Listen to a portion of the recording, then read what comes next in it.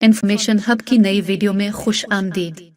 तारीख अपने दामन में वफा और बेवफाई, खिदमत और धोखाधड़ी की हर किस्म की अलामतें महफूज रखती है, लेकिन बाज़ किरदार ऐसा फैसला कुन वार करते हैं कि वो हमेशा के लिए शर्मनाक अलामत बनकर रह जाते हैं।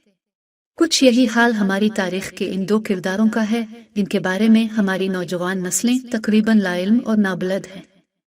इसी से मुझे ख्याल आया इन 2-2.5 सदी पुरानी अलामतों के किरदार की थोड़ी सी वजाहत भी जरूरी है कि हर वो शख्स जो कौमी मुफाद को रोंदता, कौमी राजों को फरोख्त करता, कौमी खजाने को लूटता और मुल्क और कौम से बेवफाई करता है, वो अपनी अपनी जगह पर मीर सादिक और मीर जफर ही है।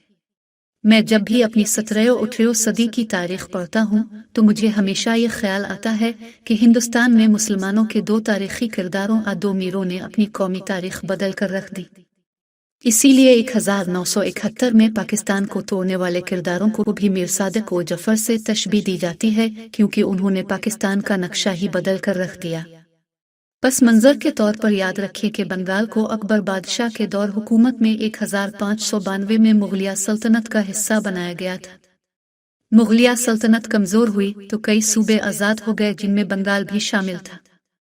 सिराज अल-दौला 24 बरस की उम्र में अपने दादा अली वर्दी खान के इंतकाल के बाद 1756 में बंगाल की गुद्दी पर बैठा। इस दौर में अंग्रेज अपना असर और रसूख बढ़ा रहे थे और तिजारत की आड़ में ईस्ट इंडिया कंपनी मुसलमानों के इक़्तिदार में नक लगाने में मसरूफ थी।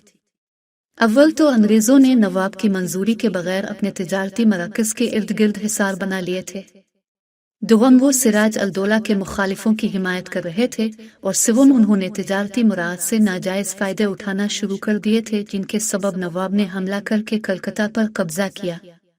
क्लाइव ने हमला करके कलकत्ता तो वापस ले लिया और नवाब सिराज अल-दौला से मुआहदा भी कर लिया, लेकिन इसके साथ ही अंग्रेजों ने सिराज अल-दौला से निजात हासिल करने का भी फैसला कर लिया।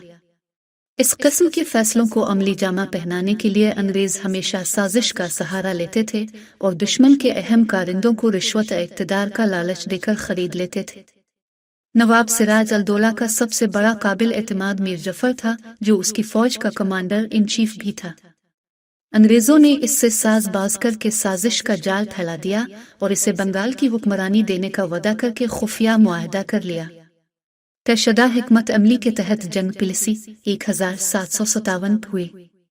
अंग्रेजों की फौज 3000 पर मुश्तमिल थी, जबकि सिराज अल-दौला के पास 50,000 की फौज थी। 30 जून 1757 को पिलिसी की इस जंग के दौरान मीर जफर ने सिराज अल-दौला को दगा दिया और फौज लेकर नवाब से अलहदा हो गया। नतीजे के तौर पर नवाब सिराज अल-दौला को शिकस्त हुई और वो जान बचाकर भाग निकला। मीर जफर के बेटे मीरा ने ताक़ुब करके सिराज अल-दौला को कत्ल कर दिया।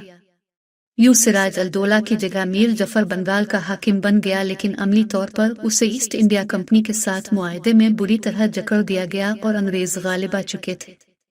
मुख्तसर ये कि जंग पिलिसी के बाद अमलन बंगाल के इलाके में मुसलमानों के उरूज व इक़्तिदार का सूरज गुरूब हो गया। इस हवाले से दूसरा तारीखी किरदार जो एक मलामती अलामत बन चुका है, वो है मीर सादिक, जो टीपू सुल्तान की मजलिस का सदन आज़म था।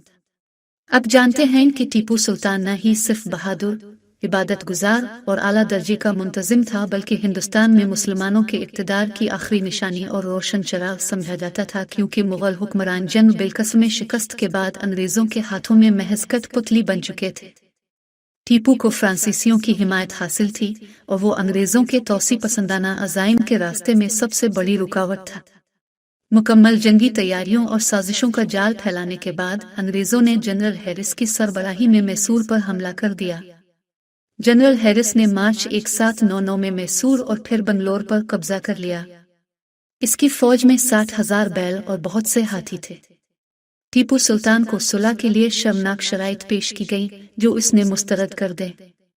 अप्रैल के अवाखिर में सरंगापटम के किले के बाहर अंग्रेजों ने तोपें नस्ब कर दी और गोलाबारी शुरू कर दी। 3 मई को किले की फसील में छोटा शिगाफ पड़ गया। 4 मई को मीर सादिक के मशवरे पर अंग्रेजों ने हमला किया और मीर सादिक ने तनख्वाहें देने के बहाने इन सिपाहियों को बुला लिया जो फसील के इस शिगाफ की हिफाजत पर मामूर थे। चुनांचे अंग्रेज फौज किले में दाखिल हो गई। जब टीपू सुल्तान को खबर मिली तो वो प्यादा दौड़े और मुंतशिर फौज को इकट्ठा करने की कोशिश करने लगे। जब सिपाही अपनी कुव्वत खो बैठे तो टीपू सुल्तान घोड़े पर सवार होकर किले के एक दरवाजे की तरफ बढ़े। मीर सादिक ने वो दरवाजा बंद करवा दिया था ताकि टीपू सुल्तान बाहर न जा सके। टीपू सुल्तान के वफादारों ने मीर सादिक की गद्दारी को भांपते हुए इसे कत्ल कर दिया और टीपू सुल्तान अंग्रेजों के खिलाफ लड़ते लड़ते शहीद हो गए। मीर सादिक के साथ इस साजिश में मीर गुलाम अली, मीर कमरुद्दीन, मीर कासिम अली और हिंदू वजीर मालियात पौरनिया भी शामिल था। यूं टीपू सुल्तान शेर की एक दिन की जिंदगी गीदड़ की 1000 साला जिंदगी से बेहतर है कहकर शहादत के आला दर्जे पर फाइज हो गया और मीर सादिक इबरत की अलामत बनकर तारीख में हमेशा के लिए महफूज हो गया। जमाना बदल चुका, अब ना वो फौजें रहीं और ना ही हुक्मरान।